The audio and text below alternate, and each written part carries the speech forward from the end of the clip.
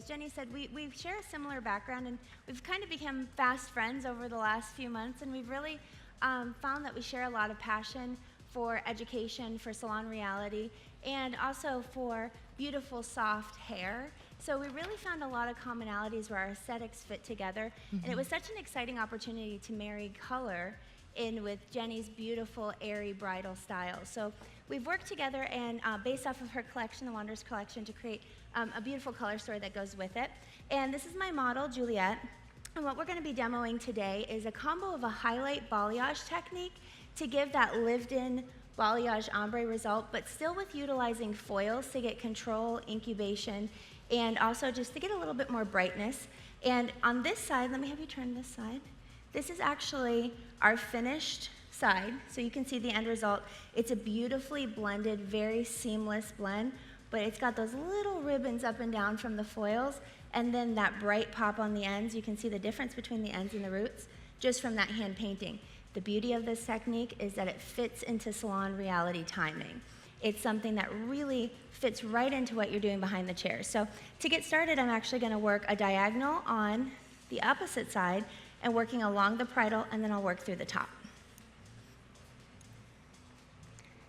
So, first section on the hairline, we're going to take the babiest of sections, just like we like to work on the hairline. Go ahead and hold that for me. Let me have you tilt away from me. And I'm just going to work with just little baby hairs. And I'm going to show you a little trick I do in the salon. I fold my foil over about an inch, put it right at the scalp, fold it down. Then what I'm working with right now is actually Redken City Beats Clear. And you can use any clear you want, clear, shades EQ gloss, anything that's got a low pH. I tap right at the scalp and feather it down. Then I'm going to work with my Redken Flash Lift with 20 volume, hit about a ½ an inch right below where I hit that clear, feather it through the ends. Then I'm going to take just a little bit more and backcomb it into that clear, and it's going to give that beautiful little buff right at the root, that gradation, and it's going to slow that lightener down, so you're going to automatically get that blend into that natural color. So here's the next little trick I'm going to show you. You're going to fold your lightener up right underneath where that clear, or I'm sorry, your foil up right underneath where that clear lives. Fold it up one more time. You're going to take your foiling comb, and remember that lip we left underneath?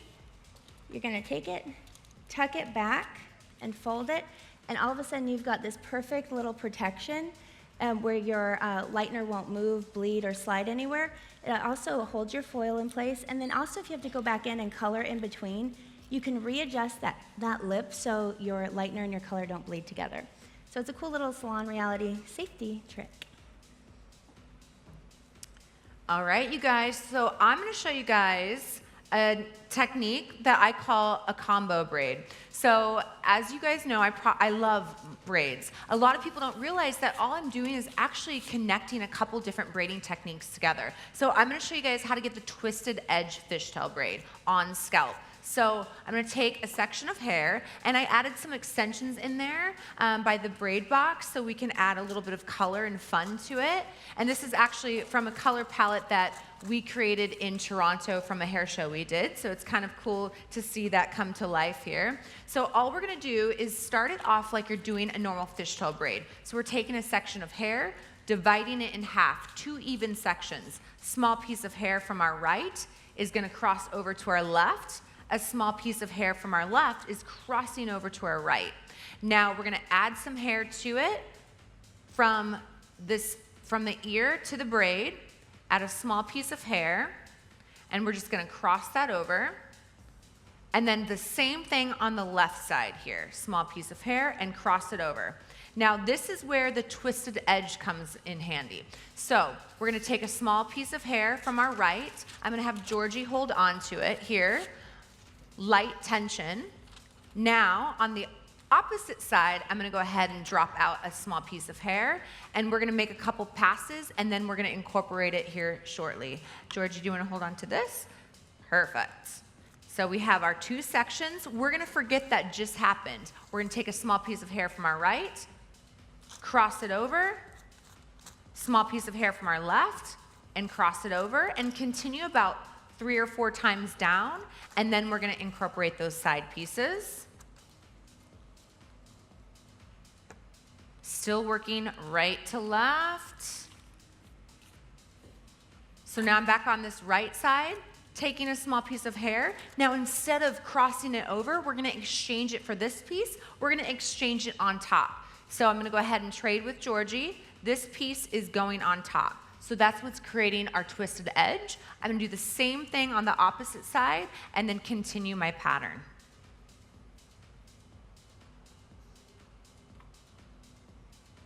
I love that. That's beautiful. I love that color combination too. It's like so inspired by the blushing brides that we were talking about. And I think what is really beautiful about this collection, and I think what's really cool, is that bringing salon reality to a stage platform, I think, is really important and impactful because we're all stylists behind the chair, right? First and foremost, we work in our salons. I know I'm a full-time stylist, so it really, I want to know the things that are going to impact me directly and I can use immediately in the salon. These styles are amazing for that.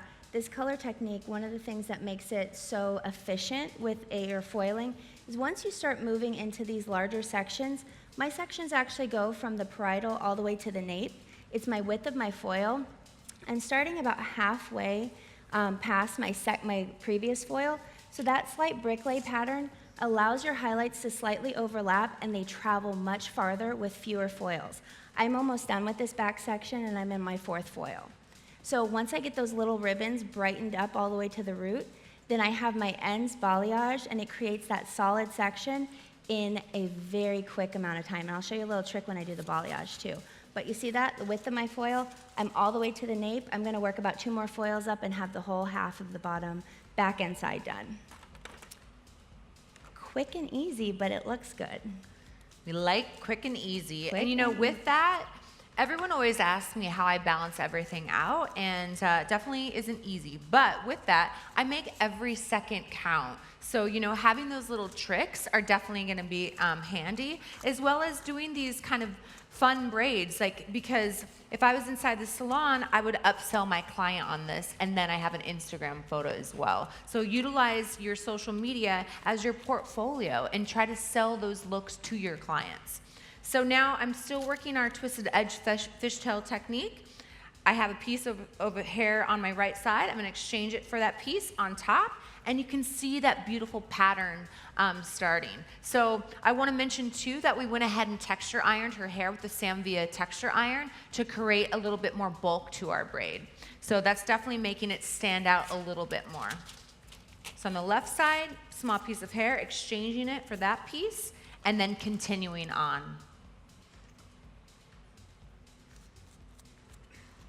So a couple key points I want to mention as you're working towards the back of the head that's going to give you that automatic brightness in the front to slightly darker in the back is you're going to kind of mimic that light pattern where you're placing the clear. So you always want to think when you're in this first third essentially in front of the ear, you want your base to be right at the scalp or maybe a 1/4 inch off the scalp. The farther you move from the front of the face, the lower you want your clear to drop. And that's going to give you that automatic radiation. This is going to do all the work for you. How many times are we balayaging, lightening, shadow rooting, toning, doing all these extra steps? They're great, they're beautiful, and they're the right things to do, but sometimes you can just do a couple little extra things right at the beginning, save yourselves a lot of time in the end. So I'm mimicking that section with my clear placement. I'm dropping it lower as I go, keeping it higher in the front, and I'm using over-direction to my benefit. I'm over-directing slightly forward. What happens when you over-direct hair forward? When you cut it or whatever, when it goes back, it's a lot softer, isn't it? No lines. No lines to blur out, no lines to blend away. It all is done for you, just in this one foil. All right, you guys, so I finished up with my twisted edge. You can see just by leaving those pieces of hair out and reincorporating, what a beautiful braiding pattern that is. We're gonna go ahead and move with the sides. Thank you, guys. So now we're gonna create our combination to our combo braid. So what we're gonna do now is the Cascade Waterfall. So we're gonna go ahead and you can see that I just took a simple section from ear to ear. We're gonna go ahead and take a small triangular section, taking my pintail comb here, clean section. You always wanna start off with a good clean section. Okay, anytime I'm doing any type of braid around the face, you always want to take it at an angle, right? So you don't want to take like a square section. I always like to take a triangle section, and that being the tip, because that way it kind of blends and flows with the hair. I also like to part the hair at an angle. I never section the hair out around the hairline. It's always at an angle because you don't want to see that split. I'm going to go ahead and split it in 3 sections here. See the 3 sections. So we're going to take our right section up and over to our left, left section up and over to the right. Now that middle section is over to our right. We're going to go ahead and drop a piece out and reincorporate it later. Georgie, do you mind holding this? If I was inside the salon, I'd have assistant hold it or just clip it away. So we're on the right side. I just dropped half of that section off. I need to grab more hair to it. So from the hairline to the braid, grabbing that piece of hair, making a pass. On the left side, I'm not picking up any hair, connecting it.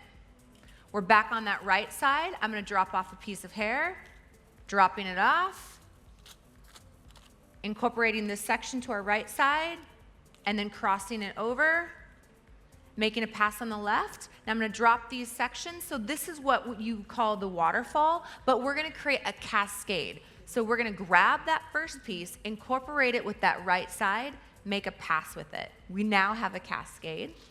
Left side, just reincorporating it. On the right side, grabbing this last piece and reincorporating it. And then working a normal 3-strand braid pattern, connecting the ends with a hair elastic. But how gorgeous is that? So easy, right?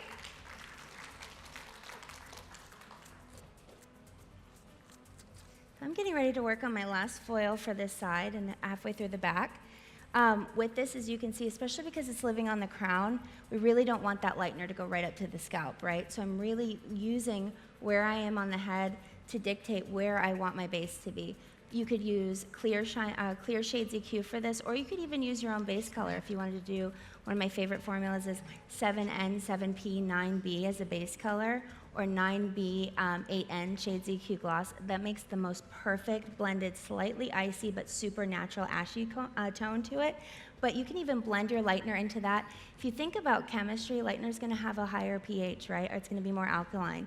You deal with something that's a little bit more neutral, then when they blend together, it's going to slow your lightener down. So you're going to get that automatic blend just from the lightener working at different speeds.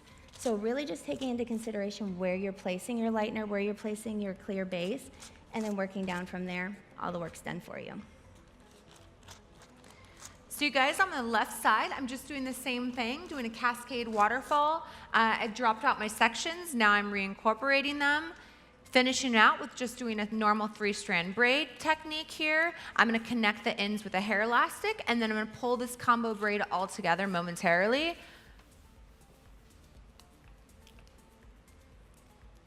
Pulling kind of at our cascades to make them a little bit more dramatic.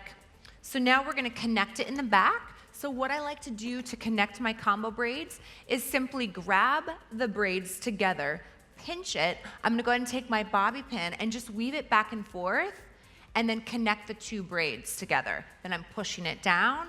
Going to do 1 or 2 more of those. Then I'm simply just going to take the ends, create a gap through our braid here, and pull these ends through, and that is it. So now it looks like we did this very elaborate, who knows what you'd call this type of braid, but all we did was do the combo braid. So we connected our Cascade Waterfall through our twisted edge fishtail braid. You guys like it? Beautiful. All right, do you want to stand up and have a walk? Do you guys want to take a photo or anything? And I think having that pop of color in there definitely helps show the braid off. And definitely using the texture iron makes it look very big and full. So I hope you guys enjoyed it.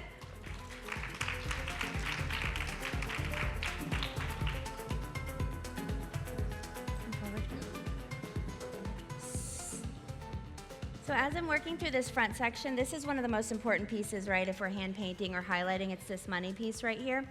I love to use foil to mimic a hand-painted placement. I feel like it gets me just a little bit brighter right at the front. So what I'm doing is I'm actually comboing 2 woven panels first, a super skinny one, slightly wider one. Then I'm gonna do a teased panel right on top of it, a slice with a tease. What that's gonna give you is that lightness right at the scalp, a little larger lightness right on top of it. You know on balayage where you see that little gap of dark right behind that money piece? That tease is gonna do that and then get super bright right at the ends. So you get that perfect placement every single time, which I'm not gonna lie, I just started balayaging probably within the last 2 years in my career. When I went to hairdressing school, it was very foil based. So balayage was something new to me. So sometimes it's hard to get that perfect money piece every single time or get just enough brightness on those ends. That tease weave combo every single time. It's foolproof, and you get extra lightness from the foil incubation. So now I'm on my second weave. I'm gonna do my tease panel after that, and then I'm gonna start on the balayage on the ends on this side. All right, you guys, so I'm over here creating a rope braided mermaid style. I utilize rope braids all the time. They're so easy. So I've created one rope braid, and really the key to this style is what you do after you create your rope braid. So we're gonna pull this apart to where it actually doesn't look like a rope braid. So we've created one rope braid here. I'm gonna work on this right side and then create another rope braid, pulling it back. So what's key to this is you want to definitely make sure that you're twisting one way and taking that section up and over to the opposite. Again, I like to always twist away from the face. So in this case, we're going to go ahead and section it out, and the left side is twisting away from the face. I'm going to twist to the left and go up and over to the right. Twist to the left, up and over to the right. So what's happening, my body positioning is changing. I'm over directing it the direction that I want it to go, and ultimately, I want it to go through in here. Twisting to the left, up and over to the right, twist to the left, up and over to the right, and continuing down. I want to add that her hair is very, very silky, so I added a little bit of the mousse by Redken to just give it a little bit of grit and texture to it. It's still fairly silky, but that just allows it to have a little bit more substance so it doesn't fall apart after rope braiding. So I'm continuing down to the ends of the hair. I'm going to secure the ends with a hair elastic. And then I'm going to do the same thing with this last section here. But with this section, we're going to twist to the right and go up and over to the left. No, I love that. So Maggie's going to go ahead and actually start doing the hand painting for me on the ends. Maggie's been an integral part of our color team here. She's helped with absolutely everything. We have an amazing team. We have Georgie, Krissa, and Micah as well. And we have makeup by Jody, who did all the makeup for the models, which is awesome. But I also want to give a big thank you to Redken for sponsoring us. I know that it's really important to use products that you love. And Shades EQ, Flash Lift, Freehand have been integral of really doing the work that we've been able to do with these color models. And I will say, one of my newfound favorites is the Redken City Beats. I love the Ballet Pink and the Chelsea Coral. That has been one of my new favorite formulas for creating that really dimensional rose gold. And Katie was our first model, we did something kind of different with her color. I actually used a combo of the Chelsea Coral and the Ballet Pink mixed together on damp hair as almost a fill, if you will. I let it sit on it and almost fill the hair. Then I went over it full strength on dry hair and created that dimension with a melt of the Ballet Pink into the Chelsea Coral. And that's what gave all that extra dimension. Sometimes with roses and pastels, we want a little bit more staying power. We want a little bit more dimension or a little bit more pigment without going into the vibrant territory. So sometimes layering your semis will give you that little extra oomph there. So Maggie's actually just going ahead and balayaging all the ends that are left out in the foil and doing it in a condensed way. She's taking about 3 foils worth of hair and really just working it all at the same time. If you want to turn this way just a little bit so they can see the size of your section. Again, salon reality timing, isn't it? Super quick, super easy, perfectly blended balayage hand-painted ombre every single time. Thank you. All right, you guys, so I created my rope braids, and this is my favorite thing. I feel like my aesthetic is making things perfect, and then I just get through there and I kind of pull it apart. So what I'm doing now is allowing the rope braid to get nice and full. I'm holding onto these baby ends, then I'm taking the sections of hair and I'm pulling it towards the front to create a bigger, fuller rope braid. You guys see that? So when you hold onto the baby ends, I literally mean like 5 pieces of hair, and we're pulling it forward to make it nice and full and bulky.